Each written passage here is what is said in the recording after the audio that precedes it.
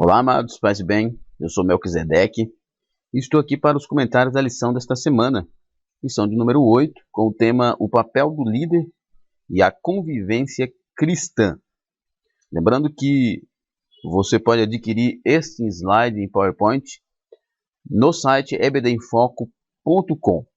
Além deste slide da classe de jovens, você também encontra os slides da classe de adulto e classe de adolescente.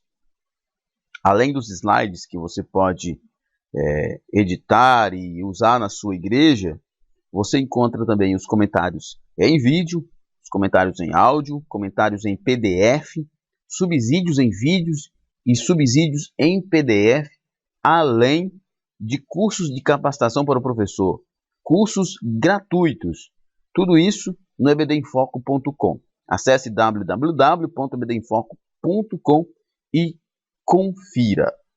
Então é isso aí, a lição é a lição de número 8 da classe de jovens, com o tema, o papel do líder e a convivência cristã. O texto do dia nos diz o seguinte: semelhantemente, vós jovens, sede sujeitos aos anciãos, e sede todos sujeitos uns aos outros, e revesti-vos de humildade, porque Deus resiste aos soberbos, mas dá graças aos humildes. 1 Pedro 5:5. Olha só, nós temos aqui um texto, e o início do capítulo 5 é bem claro que Pedro está se dirigindo a pastores e presbíteros. E aqui no verso 5, ele diz: semelhantemente vós jovens. Quando Pedro está falando isso aqui, provavelmente ele está se dirigindo a pastores jovens. Ele está dizendo que aos pastores jovens, sede sujeito aos pastores mais velhos ou anciões, os anciãos ou presbíteros. Mas que também não apenas os pastores jovens devem ser sujeitos aos pastores antigos, mas que todos devem sujeitar-se uns aos outros e se revestirem de humildade, porque Deus não gosta de soberbos, de altivos, de arrogantes, mas capacita os humildes para vencer. A síntese diz: quando o líder cristão cumpre fielmente o seu chamado ministerial e os irmãos de fé se relacionam em mútua humildade e submissão, criamos uma comunidade fraterna e forte, capaz de resistir às adversidades. É muito importante isso aqui, para a gente observar que o papel do líder cristão é muito importante. Nós estamos aqui numa lição da classe de jovens, mas tem um tema falando sobre liderança, o papel da liderança. Você pode falar assim: mas essa era uma lição que deveria ser direcionada à liderança das igrejas. Sim, também, mas é ideal que os jovens sejam já preparados desde já, porque entendemos que muitos de vocês que estão fazendo uso desse material de estudo são potenciais pastores, potenciais líderes da igreja. Então, é importante que você aprenda que quando o líder cristão cumpre fielmente o seu chamado ministerial e os irmãos da fé se relacionam em mútua humildade e submissão, criamos uma comunidade fraterna e forte, capaz de resistir às adversidades. Ou seja, o papel do líder é importante na construção de uma comunidade forte, de uma comunidade saudável. Chego a dizer que, como o comentário diz aqui, os irmãos de fé se relacionem em mútua humildade. Para que os irmãos da comunidade de fé se relacionem em mútua humildade e submissão, depende de um líder ou de líderes que cumpra fielmente o seu chamado ministerial. Porque Pedro fala, inclusive, lá atrás no capítulo 4, sobre essa questão da responsabilidade e da liderança da igreja. Então, você, jovem, já vai olhando isso aqui. É importante que você, como um potencial líder da igreja no futuro, ou no futuro próximo, ou mais longínquo, tenha esse entendimento, que a responsabilidade do líder cristão de cumprir fielmente o seu chamado ministerial implica na união e na submissão dos crentes.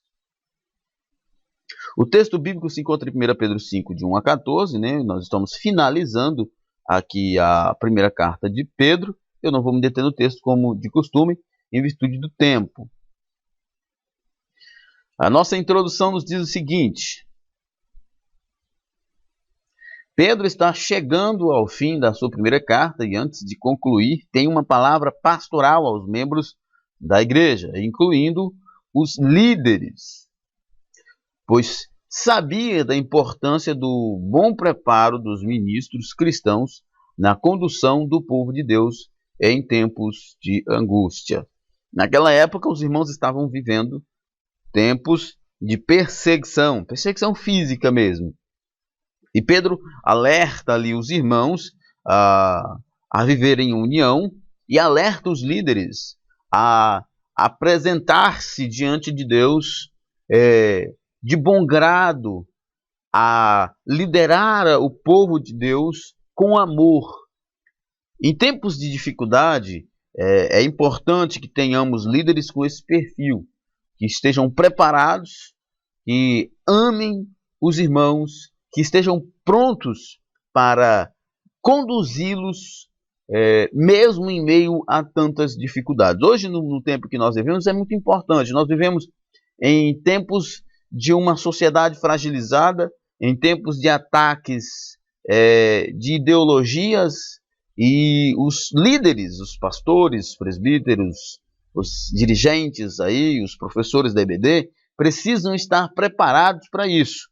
Então, Pedro escreve no final da sua primeira carta uma palavra pastoral para aquele povo, inclusive para os líderes, para que eles pudessem estar na direção de Deus nos momentos de angústia. O apóstolo igualmente exorta os jovens cristãos acerca da necessidade de se submeterem aos líderes e aos mais velhos, assim como conclama todos os crentes a uma vida de humildade. E esta vida de humildade também perpassa pela vida do pastor titular, presidente da igreja, né? Porque hoje nós vivemos tempos em que os pastores das igrejas se acham donos da igreja, se acham superiores que o restante da igreja. Esse não é um perfil que o Novo Testamento ensina. Na verdade, o Novo Testamento ensina que os irmãos deveriam honrar os líderes da igreja, mas que todos se submetessem uns aos outros. Ou seja, a honra não é necessariamente uma exaltação daquela pessoa, mas uma retribuição do valor que aquela pessoa tem dentro daquele perfil, daquele contexto em que ela está exercendo alguma função. Então, o Novo Testamento nunca apoiou essa perspectiva de líderes supremos sob vassalos, que muitos pastores fazem isso com os crentes. Desse modo, uma época marcada pela crise de convivência e pelo enfraquecimento da confiança mútua, a presente lição ecoa uma mensagem de esperança que irradia da vida em comunidade, né? Nós vivemos em tempos difíceis, realmente, de muita individualidade, muito individualismo, muito egoísmo, e espera-se que a comunidade cristã tenha em mente que é necessário a união, a unidade como um corpo, e como de fato a igreja é um corpo, como a própria Bíblia nos ensina. Nosso primeiro ponto diz conselhos à liderança cristã. Então, nós temos aqui alguns conselhos para a liderança cristã. O primeiro conselho, uma palavra aos presbíteros. Vamos lá. Ao final de sua epístola, Pedro dirige alguns conselhos especiais aos presbíteros. A palavra grega presbíteros descreve o título de dignidade dos indivíduos experientes e de idade madura que formavam o governo da igreja local, também chamados de anciãos, né? Presbíteros, ancião, pastores têm a mesma designação, né? O termo se refere a eles mesmos. E como o comentarista diz aqui, descreve um título de dignidade, não é de poderio, não é de poderio, é de dignidade. O ancião, aquele homem que era maduro na fé, que era um sábio, um ensinador, ele era digno de ser honrado, mas ele não tinha poder sobre aquelas pessoas, a não ser aquele poder que as Escrituras davam a ele, a não ser aquele poder que o Espírito Santo dava a ele. Não como muitos pastores hoje, como muitos líderes hoje, que são extremamente opressivos, que são verdadeiros ditadores. O termo presbíteros, que designa tanto presbítero como bispo, ancião e pastor, não tem como significado poder, mas dignidade. É diferente você ser digno diante da comunidade cristã e você exercer poder sobre essa comunidade. O papel do pastor, o papel do presbítero, o papel do bispo é representar humildemente, amorosamente a igreja, diante da igreja, e não dominar sobre a igreja. É eles dar exemplo, é eles cuidar, amar, visitar, ensinar, e não exercer poder arbitrariamente sobre a igreja como muitos. No Novo Testamento, as funções de pastor, bispo e presbítero têm a mesma conotação. São homens experientes na fé, vocacionados para atuarem como supervisores da obra de Deus e no cuidado pessoal. Nunca no sentido poder. Nunca é dado a eles poder para decidir sobre a vida dos outros, para oprimir os outros, como fazem muitos hoje. Dada a responsabilidade do ministério a eles confiado, a Bíblia apresenta uma série de qualidades essenciais para o santo ofício. Nós podemos ver isso em 1 Timóteo 3, de 1 a 7. Como instruiu o apóstolo Paulo, os presbíteros são dignos de honra. Os presbíteros que governem bem sejam estimados por dignos de duplicada honra, principalmente os que trabalham na palavra e na doutrina. Ao apelar em essencial aos líderes cristãos da sua época, Pedro enfatiza a dignidade do cargo que ocupam, para que não se esqueçam dos seus deveres. Nota-se o zelo do apóstolo com a excelência da liderança das igrejas locais. Lembrando que Pedro fala ali no início da sua carta que ele falava aos presbíteros como presbítero. Ele, então, além de apóstolo, ele também era um presbítero, era designado ali como uma liderança da igreja, um homem honrado e recebia a honra de ser um presbítero, né? E ele está aqui lembrando os irmãos das suas responsabilidades como líderes, supervisores da igreja, como exemplo da igreja. E ele deixa bem claro que não era para que eles maltratassem as pessoas, mas liderar as pessoas por causa da honra deles, por causa da dignidade que era ter aquela função. Era para eles liderar as pessoas dando exemplo de piedade, de dignidade, de caráter, de mansidão, de amor, de cuidado, de temor, de estudo da palavra, de dedicação à palavra. Era dentro desses aspectos que os presbíteros, bispos e pastores deveriam liderar os irmãos, e não com poder.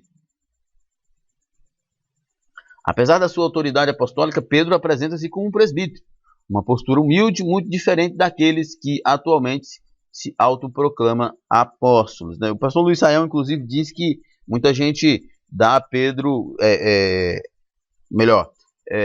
apresenta Pedro como uma super, hiper, mega autoridade da igreja naquela época. Mas, na verdade, ele era um apóstolo, ele era uma pessoa muito importante, Mas Pedro e a própria igreja nunca pensou em apresentá-lo, ele se auto-apresentar como uma super autoridade, como a Igreja Católica chama de o sucessor de Cristo, né?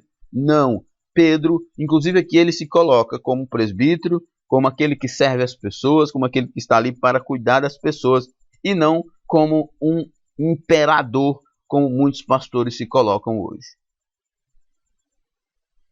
Apacentando o rebanho de Deus, recordando possivelmente a ordem que ele mesmo recebeu do Mestre Jesus, lá em João 21,16, né? Quando Jesus pergunta, Pedro, tu me ama?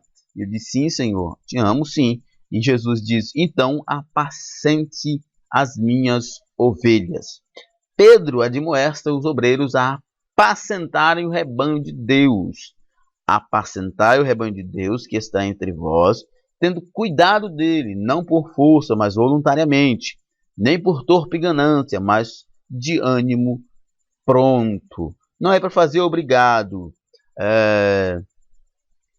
mas voluntariamente. Não é para fazer por interesse financeiro, né?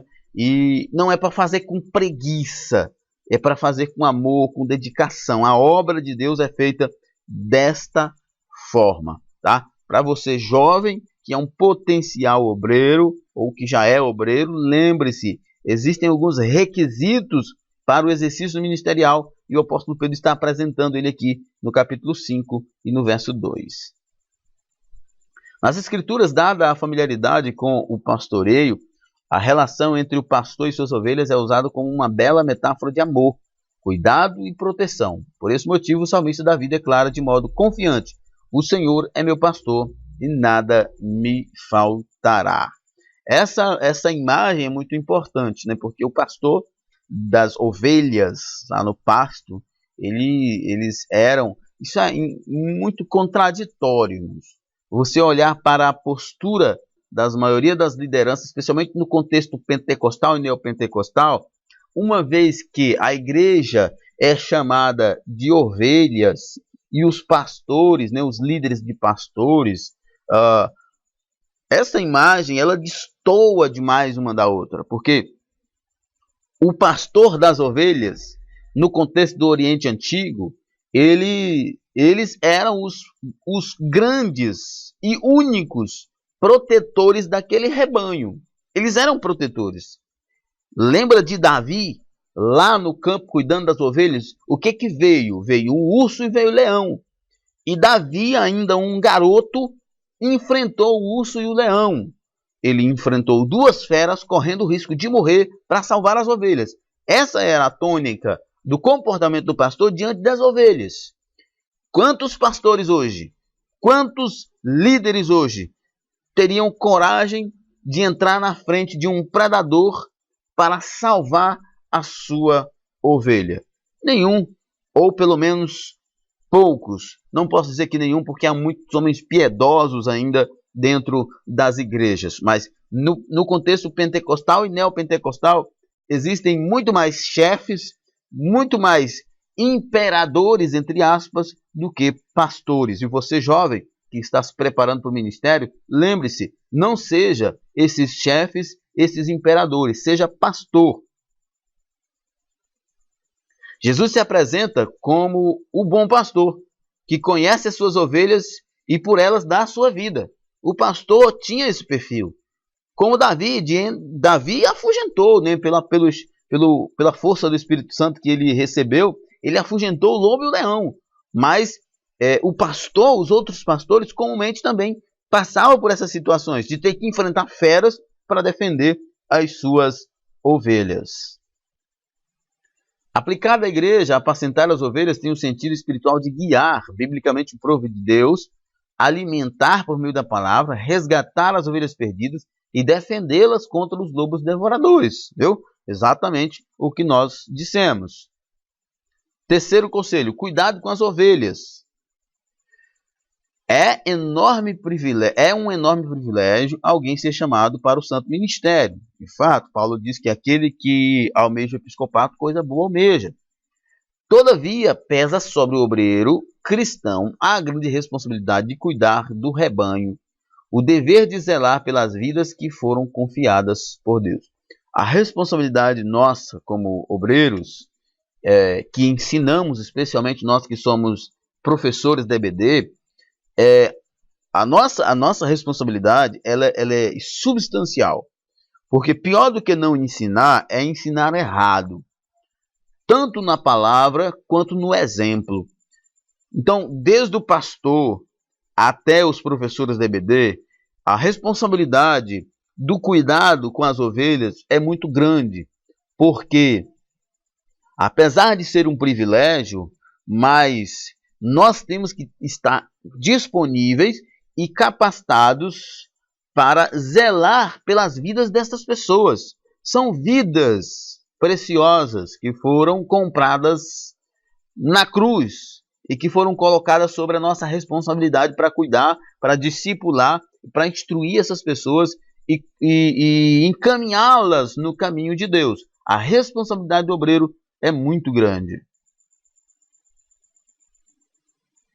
Pedro dá 3 solenes advertências sobre o ministério pastoral, contrapondo 3 recomendações.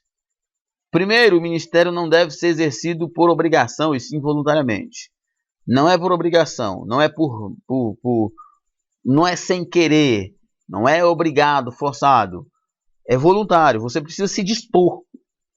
Você precisa se dispor. Você não pode ter aquele discurso, não, eu não vou, mas eu estou indo porque o pastor está me obrigando, ou porque a família está obrigando. Não, você precisa se dispor. Se você não tem disponibilidade, se você não se voluntaria para o exercício do ministério, é melhor não ir. Segundo, o ministério pastoral não pode ser movido pela ganância, mas com o desejo de servir. A Bíblia diz que é legítimo aspirar ao episcopado. Olha só, aí você diz assim, mas muitas pessoas abrem igrejas hoje com a perspectiva de ganhar dinheiro com essas igrejas. Olha, isso é interessante, porque observar isso aí, quando você fala assim, muita gente fala assim, como eu sei que aquela igreja é uma igreja boa, é uma igreja decente? Olhe para a liderança dela. Olhe para como os pastores, os líderes são remunerados. Olha o que eles pregam. Olha como eles lidam com dinheiro nas suas igrejas. Se é transparente, se investe bastante na igreja como pessoas e não apenas em estrutura. Se eles estão enriquecendo com essa função. Se tudo isso que eu falei aqui for comprovado, então essa igreja não é uma igreja boa. Esse pastor não é um bom pastor. Porque o ministério não pode ser motivo de arrecadação. O ministério não pode ser uma fonte de enriquecimento. O ministério é uma forma de servir. É uma forma de servir a Deus e de servir a igreja de Deus.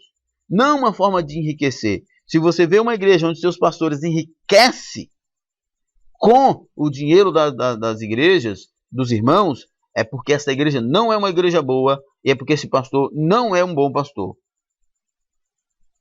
Terceiro, embora os líderes tenham autoridade de Deus, não devem abusar do poder que receberam, impondo sobre o rebanho um poder excessivo e autoritário. Em vez disso, devem ser modelos de conduta para todos os cristãos.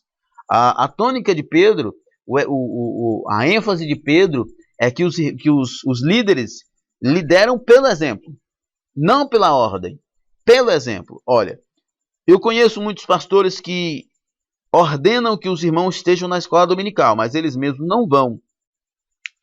Ordenam os irmãos que contribuam financeiramente para algumas campanhas na igreja, mas eles mesmos não contribuem. Ordenam os irmãos que visitem os hospitais, que visitem os enfermos, que jejuem, que façam parte das campanhas de oração, que orem nas vigílias, mas eles mesmos não fazem. Ordenam os irmãos que tenham caráter, que que compre e pague, que respeite seus familiares, que respeite uns aos outros, mas eles mesmos não fazem. É muito fácil você liderar as pessoas no grito, com manipulação, mas a forma de liderar bíblica é pelo exemplo. Segundo, conselho à juventude. Sujeição dos jovens, o primeiro conselho à juventude. Como eu falei no início, o verso 5 do capítulo 5, onde semelhantemente vós jovens sede sujeito aos anciãos, parece que Pedro está falando de jovens pastores se sujeitar a pastores mais antigos, mas não quer dizer que a aplicação que o comentarista está fazendo aqui dos jovens serem, no geral, submisso aos mais velhos seja errado. Na verdade, não. O princípio é o mesmo. Se os pastores mais jovens devem ser submissos aos pastores mais antigos, os jovens, né, os seres humanos jovens devem ser submissos, ou pelo menos respeitadores dos mais velhos. Isso é básico e o princípio está aí. Em seguida, Pedro volta-se para os mais moços, né? E diz, semelhantemente, vós jovens, sede sujeito aos anciãos, né? Possivelmente, ele esteja falando de pastores, especificamente, mas genericamente fala também a todos os jovens. Aqui o sentido é que a juventude deve obedecer não somente aos líderes religiosos, mas também se sujeitar aos irmãos de fé mais velhos, né? Obedecer no que concerne a palavra de Deus, né? Diz o pastor John Piper que você deve obedecer ao seu pastor até o momento em que ele estiver obedecendo a Bíblia. Se ele não obedece mais a Bíblia, ele não tem nenhuma autoridade sobre você. Até porque você é ovelha de Cristo, não dele. A sua regra de fé e prática não é o que o pastor fala, mas o que a Bíblia fala. Se ele não está falando o que a Bíblia fala, então ele não tem mais autoridade sobre você. Porque essa instrução específica é destinada a jovens. Porque, como é comum nessa fase da vida, os jovens tendem a ser mais rebeldes e contestadores. Então, mais na geração que nós estamos vivendo da revolução, né? Especialmente os grupos de esquerda e progressismo gostam muito da ideia da revolução, da independência, da liberdade. E os jovens estão contaminados com essa perspectiva de revolução. Então, qualquer coisa que eles acham que não estão dentro do perfil deles, eles querem fazer revolução. Mas Pedro está dizendo, desde aquela época, Pedro já está dizendo aos jovens que eles não podem serem rebeldes, mas que eles devem se submeter aos mais velhos. Como eu disse, possivelmente Pedro esteja de forma específica dirigindo a pastores mais novos, mas de forma genérica também o princípio está ali para jovens em geral. O respeito aos pastores e aos mais velhos é um princípio que vale para todos, exatamente, para todos. Mas deve ser recordado com maior veemência na flor da juventude, quando os hormônios afloram e o sentimento de independência costuma despontar. É claro que nenhum pastor também deve usar desse artifício para poder manipular os jovens, não. De forma alguma. Eu acredito que os pais, pelo menos na minha casa foi assim, meu pai me ensinou a ser submisso ao meu pastor, ao meu líder, enquanto ele for submisso à Bíblia. Mas não tira a minha autonomia. Eu sou um ser humano autônomo. Eu sou independente, sim. Eu tenho consciência e ninguém pode violar a minha consciência em nome de uma submissão que para muitos querem usar isso como uma submissão que é ordenada pela Bíblia, mas nem sempre é dessa forma que é conduzida. Então, o jovem, ele deve sim se submeter à sua liderança, enquanto a sua liderança se submete à Bíblia. Se ela não se submete mais à Bíblia, você deve ficar com a Bíblia e esquecer a sua liderança. Apesar das diferenças de uma geração para outra, a juventude em geral é marcada pela formação da consciência crítica e pelos constantes questionamentos. Se não souber amadurecer e aprender a lidar com as suas inquietações, o jovem cairá numa vida de rebeldia e desobediência. Enquanto que o comentarista aqui diz que o jovem precisa saber amadurecer e aprender a lidar com as suas inquietações, a liderança da igreja também precisa amadurecer e saber a lidar com as inquietações dos jovens. Não é uma questão de transferir absolutamente e totalmente a responsabilidade para a juventude e ficar aqui no seu trono como um imperador, como chefe da igreja e simplesmente repudiar a conduta rebelde do jovem. Não, é preciso instruí-lo, dar a ele exemplo. Talvez muitos jovens são rebeldes dentro da igreja porque vê nos seus pastores autoritarismo. E autoritarismo gera rebeldia. Mas se há piedade, se há bom exemplo, se há amor, dificilmente vai existir este perfil de rebeldia dentro da igreja. Pelo fato de Deus conhecer o coração do homem, da criança ao adulto, deixou esse lembrete tão precioso em sua palavra. Sujeitai os jovens aos mais velhos e sujeitai-vos uns aos outros, como Pedro diz. E ali Pedro está colocando desde os presbíteros, dos pastores, até os irmãos em geral. Segundo, obedecendo aos pastores. Como nunca a ordem para o jovem cristão obedecer seu pastor merece atenção em nossas igrejas. Mas merece atenção também em nossas igrejas a ordem para os pastores ser exemplo. É muito fácil, eu queria ter a oportunidade de falar isso para o comentarista da revista, que é muito fácil ele escrever, sendo ele pastor, dizendo que a ordem, colocar a ordem de forma bem enfática para o jovem cristão obedecer o pastor merece atenção nas igrejas. Mas eu queria falar para ele também que ele deveria ter colocado com bastante ênfase que, como nunca, a ordem para o pastor liderar pelo exemplo é muito importante nas nossas igrejas.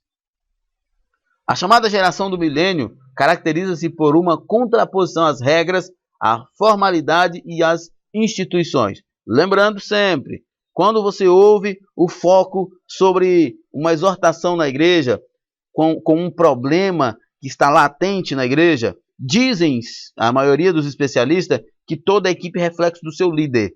Se há muita contradição no comportamento de muitas pessoas dentro da igreja, é porque o pastor não tem um perfil direcionado, é porque o líder não tem um perfil direcionado.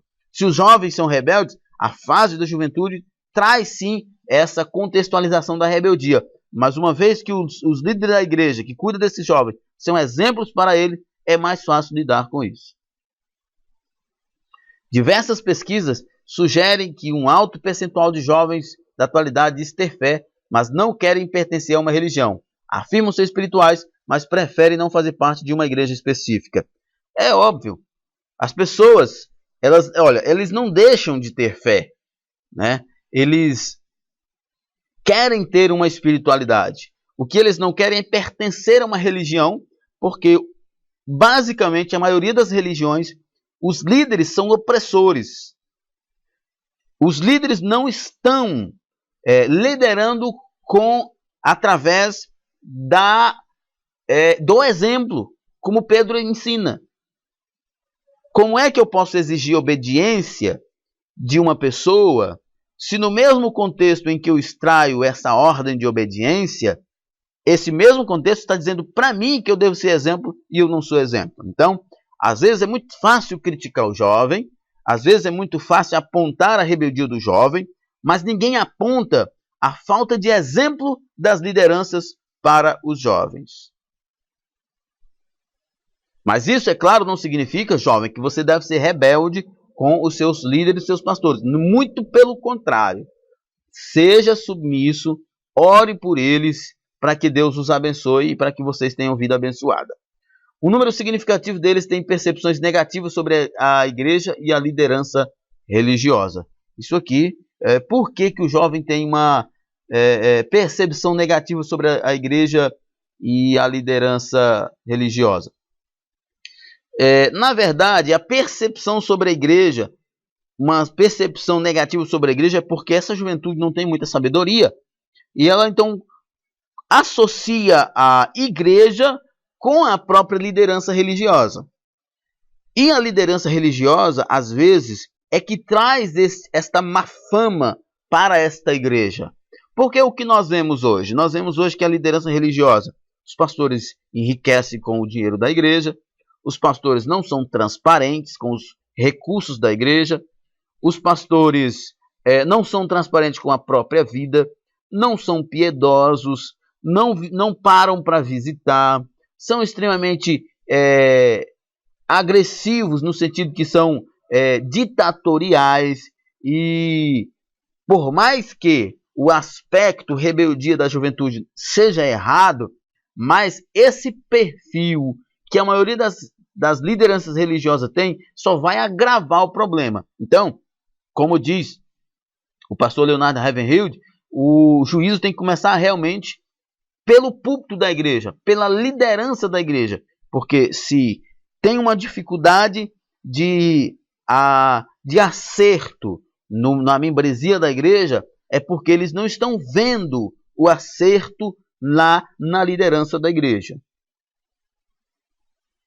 Em um contexto assim, é fundamental que o jovem cristão não seja contagiado por esse sentimento depreciativo em relação à igreja e aos santos homens que Deus escolheu para conduzir seu rebanho na terra. Santos homens, né? É preciso também fazer uma distinção, jovem.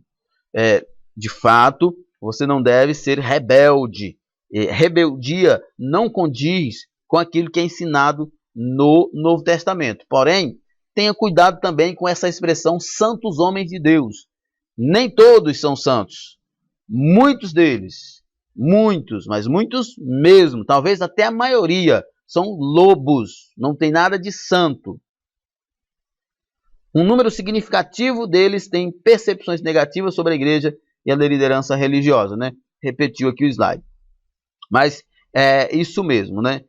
Nós não podemos dar evasão ao sentimento de rebeldia, porque isso não é bíblico. Mas também nós só seremos submissos à nossa liderança quando ela for submissa à Bíblia. Por isso que é importante você conhecer a Bíblia e saber se a sua liderança é bíblica ou não. Somos admoestados a obedecer aos nossos pastores porque eles receberam autoridade espiritual e velam pelas nossas almas. Somos admoestados a obedecer no Senhor. Tá? Olha o verso. Obedeceis a vossos pastores e sujeitai-vos a eles, porque velam por vossas almas, como aqueles que hão de dar conta dela, para que o façam com alegria e não gemendo, porque isso não vos será útil. Hebreus 13 e 17. O texto deixa bem claro que submetam-se aos pastores, aos seus líderes, porque eles velam por vossas almas. Nem todos velam pelas almas dos crentes, nem todos velam pelas almas das almas. Porque como é que eu posso dizer que um pastor, que um líder está velando pela minha alma, se ele não me visita, se ele não procura saber o que se passa com a minha vida fora das quatro paredes? Eu não posso admitir e aceitar que um líder que não sabe o que acontece com as suas ovelhas fora das quatro paredes da igreja seja alguém que esteja velando por essas almas. E, portanto, o pastor que não faz isso, ele não é digno do respeito e da honra de nenhum membro. O jovem cristão deve honrar e imitar os pastores que vivem segundo a Bíblia. Que vivem segundo a Bíblia, mas não todos os pastores. Respeito aos mais velhos. Vivemos numa cultura que menospreza os idosos. Muitos jovens e adolescentes os consideram ultrapassados e antiquados, né? Contra esse pensamento, a Bíblia nos ensina a honrar as pessoas mais velhas, né? Isso aí, eu acho que é importante refletirmos sobre isso aqui, mas essa responsabilidade ela é dada aos pais, né? Quem me ensinou a respeitar e a obedecer foi meu pai e minha mãe. Não foi na escola bíblica dominical, não foi o pastor, não foi o dirigente, não foi meu professor na escola secular. Foi meu pai e minha mãe. Então, eu acredito que esse aspecto da da honra, do respeito, é no lar. Nasce no lar. Não é na igreja, não é na escola, é no lar. Olhe para o que está escrito em Levítico 19:32. Levantem-se na presença dos idosos, honre os anciãos, tema o Senhor, o seu Deus, eu sou o Senhor. Provérbios 16:31 está escrito: o cabelo grisalho é uma coroa de esplendor e se obtém mediante uma vida justa. Respeitar os mais velhos é, além de uma recomendação bíblica, um princípio milenar de educação, que acontece no lar, tá? Acontece no lar. Você jovem que vai ter seus filhos, não transfira essa responsabilidade para a igreja e não transfira para a escola. A responsabilidade de ensinar o seu filho a respeitar não apenas os mais velhos, mas respeitar o semelhante. Porque você respeita as pessoas porque você gosta de respeito. Isso é ensinado no lar. Terceiro ponto, relacionamento entre os irmãos. Primeiro, revista-se de humildade. Depois de dizer que os presbíteros devem servir, que os jovens precisam se sujeitar, Pedro agora diz que todos devem se revestir de humildade, né?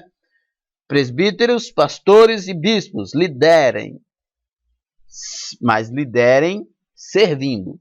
Jovens, obedeçam, se sujeitem. E todos os irmãos, jovens e presbíteros, sejam humildes. Sejam humildes. O jovem deve se sujeitar com humildade. O presbítero deve servir com humildade. Por isso Pedro está dizendo: revistam todos, jovens e presbíteros, de humildade. Trata-se de uma virtude cristã fundamental a todo crente, a humildade, né? Deus abomina a soberba. Humildade não é autopiedade e falsa humilhação. Também não é sinônimo de fraqueza e acanhamento, ou timidez, né? Acanhamento, timidez. Humildade tem a ver com simplicidade e singeleza de coração, cujo maior exemplo vem do próprio Jesus, né? O texto de Filipenses 2 fala muito bem sobre isso. Paulo diz que nós temos que ter como exemplo de humildade Cristo, que mesmo sendo Deus, não achou que o ser Deus é que ele deveria ter como mais importante, mas humilhou-se e tornou-se um servo, né? A humilhação de Jesus ali, ela é proposital, ela é objetiva para um fim, né? Ela não é para receber autopiedade, para poder as pessoas sentirem pena dele. Não, ele se humilhou porque ele precisava se humilhar naquela situação para poder morrer em nosso lugar. Além de nos levar a reconhecer os outros superiores a nós mesmos, ser humilde implica reconhecer nossa pequenez diante de Deus. Bem sei eu que tudo podes e que nenhum dos teus propósitos pode ser impedido. Jó é um exemplo de humildade, né? Jó, diante de Deus, sempre se colocou ali como alguém que não tinha nenhuma grandeza. Paulo também, o apóstolo Paulo, ele não tinha medo de nada, não se preocupava com nada, porque para ele nada significava. Ele se sentia o menor de todos, o menos importante de todos. Ele dizia de todos os cristãos ali, ele era o menor, de todos os pecadores ele era o pior. Isso não era a autopiedade de Paulo, isso era um reconhecimento da sua insignificância na terra. Ele não buscava para si nenhuma afirmação, e ele não esperava de ninguém o reconhecimento do seu trabalho, porque ele sabia que Deus reconhecia por ter sido Deus chamado ele. E considerar que aquilo que somos, fazemos e possuímos é resultado da maravilhosa graça de Deus, né? Nós não conquistamos nada. Deus, pela sua graça, nos presenteia. Ao reiterar um princípio presente em diversas passagens das Escrituras, o apóstolo diz que Deus resiste aos soberbos, mas dá graça aos humildes, ou seja, capacita os humildes. Lance toda a ansiedade sobre Cristo. O ser humano tem propensão de se consumir pelos problemas atuais e mais ainda por aqueles que virão. A ansiedade, né? A ansiedade é um problema sério. É um problema seríssimo. E a humanidade vive dentro desta bolha de ansiedade. A preocupação com o amanhã é algo mais um amanhã materialista, né? Ninguém se preocupa, a preocupação com a vida espiritual é pouca, porque as pessoas vivem preocupadas com o amanhã no sentido material. E a ansiedade tem destruído muitas pessoas, tornado pessoas muito infelizes. Isso se chama ansiedade, né? A preocupação excessiva com aquilo que ainda não aconteceu. Pedro recomenda uma atitude importante para a nossa saúde espiritual e emocional: depositar toda a ansiedade em Deus, pois Ele cuida de nós e se encarrega das nossas cargas. Jesus, afinal, prometeu: vinde a mim, todos que estão cansados e oprimidos, e eu vos aliviarei. Não tem uma forma melhor de se livrar da ansiedade do que depositá-la nos pés do Senhor. E uma forma boa de lidar com a ansiedade é levantar todo dia bem cedo e orar. Esta é uma forma maravilhosa de lidar com esses problemas psicológicos, com esses problemas mentais, né? Desses problemas de depressão, ansiedade, problemas psicossomáticos, né? Esses problemas que pesa o emocional. Uma forma muito boa de lidar com isso é levantar cedo, bem cedinho, e orar. Então, porque muitos crentes, apesar de estarem na igreja, ainda vivem sob o peso da ansiedade? Talvez porque insistem em carregar os seus próprios fardos, acreditando que são capazes de suportá-los, né? Esse dia eu ouvi uma frase de um teólogo que ele diz assim: nem todo mundo que chega à igreja chega a Jesus, né? A pergunta está aqui: por que muitos crentes, apesar de estarem na igreja, ainda vivem sob o peso da ansiedade? Porque chegaram à igreja, e a igreja não pode tirar o peso da ansiedade das pessoas. Mas o dia que elas chegarem a Cristo, Ele vai tirar o peso da ansiedade deles. Ocorre que, por mais leve que seja qualquer carga que tentamos carregar, sem a ajuda divina será esmagadora, né? Mais uma vez, o exemplo cabe aqui. Muitas pessoas estão chegando à igreja, mas não estão chegando a Cristo. Quem vai aliviar-nos do nosso fardo é Jesus Cristo. Eis porque Pedro diz que devemos lançar sobre Deus, não parte, mas toda a nossa ansiedade. É sobre Ele. Deixa na cruz. Deixa aos pés de Jesus. Não espere que seus amigos, sua família, que pessoas carreguem o seu fardo. Jesus levou aquela cruz ali, carregou aquela cruz nos ombros e morreu nela para aliviar o seu fardo. É um alento para a nossa alma saber que podemos entregar aos pés de Cristo nossos medos, frustrações e angústias, pois temos a garantia de que Ele cura as feridas da alma. Especialmente para você jovem. Os jovens vivem com grandes conflitos, em ter que tomar decisões em diversos aspectos. Colocar isso na presença de Deus, sob os cuidados de Deus, é a melhor forma de acertar na decisão. Terceiro, resista ao adversário. Por fim, Pedro rejeita a exortação para que todos os salvos mantenham.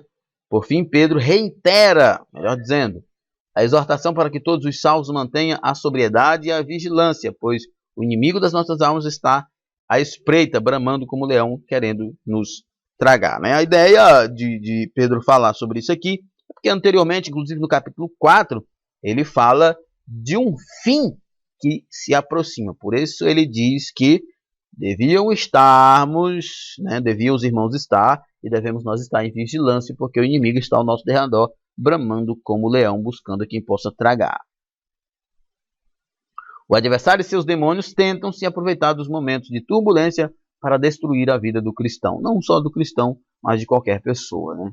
É por isso que precisa estar sempre alimentado pela palavra de Deus, orando, congregando, é muito importante. Se a sua igreja, se você está dentro de um contexto que não lhe ajuda, que só lhe oprime, tenta procurar um lugar onde você possa ser ajudado, mas um lugar onde a Bíblia seja o centro, onde Cristo seja o centro, que o altar ali seja de Cristo e não dos homens. Quando os crentes se sentem sozinhos, fracos, desamparados e desgarrados dos outros crentes, eles podem se concentrar tanto nos seus próprios problemas que se esquecem de vigiar quanto aos perigos. Nessas ocasiões, os crentes são particularmente vulneráveis aos ataques de Satanás, que podem vir sobre várias formas, frequentemente atingindo o ponto mais fraco da pessoa: tentação, medo, solidão, preocupação, depressão, perseguição e muito mais, né? Então, é importante depositar aos pés de Cristo a nossa ansiedade. Em vez de temer o diabo, o acusador e caluniador, o crente deve vigiar e resistir firme na fé. O apóstolo Tiago diz que submetam a Deus, resistam o diabo e ele fugirá de vós. Você só será capaz de resistir ao diabo, para ele fugir de você, se você primeiro se submeter a Deus, se você entregar a sua vida a Deus. Em conselhos semelhantes, Tiago disse para resistir ao diabo e ele fugirá. Sujeitai-vos, pois, a Deus, e resistir o diabo e ele fugirá de vós. Exatamente isso aqui. Você só será capaz de resistir ao diabo se antes se sujeitar a Deus, viver a vontade de Deus, temer a Deus, praticar aquilo que a sua palavra ordena. Isso é se sujeitar a Deus. Fazendo isso, o diabo fugirá de você. Nossa conclusão diz o seguinte: Pedro encerra sua carta com o mesmo tom de esperança, lembrando aos leitores de que Deus está no controle de tudo. Podemos viver em esperança porque foi Cristo quem nos chamou à sua eterna glória. E as provações momentâneas simplesmente estão nos aperfeiçoando, confirmando, fortificando e fortalecendo. Nosso caráter está sendo moldado e melhorado no fogo da aprovação. A aprovação, ela é absolutamente comum na vida do cristão e serve para o aperfeiçoamento. Não fique preocupado com isso. Nós temos aqui as nossas perguntas, eu não vou me deter nelas. Nós ganharmos tempo. E aqui os nossos anúncios, né? Nossos cursos gratuitos. Você olha aqui, tem interpretação bíblica do texto ao púlpito, Lutero e a Reforma Protestante, passo a passo em uma aula dinâmica que é muito bom para você, professor. Passo a passo na aula dinâmica é muito bom, porque eu vejo muitas críticas sobre a escola dominical e as pessoas buscando as mais diversas formas para poder dinamizar a escola dominical. Mas a melhor forma de dinamizar ou de encher a escola dominical é ter uma boa aula. Temos também aqui estilo de aprendizagem e a origem da Bíblia e propósito, né? Então acesse www.bdinfoco.com e veja tudo isso. Nosso recadinho aqui para não piratear o slide, né? Você pode usá-lo na sua igreja da maneira que desejar, mas não o pirateie. E por fim, chegamos ao final de mais um comentário. Fiquem todos na paz do Senhor Jesus Cristo e até a próxima. Paz e bem a todos.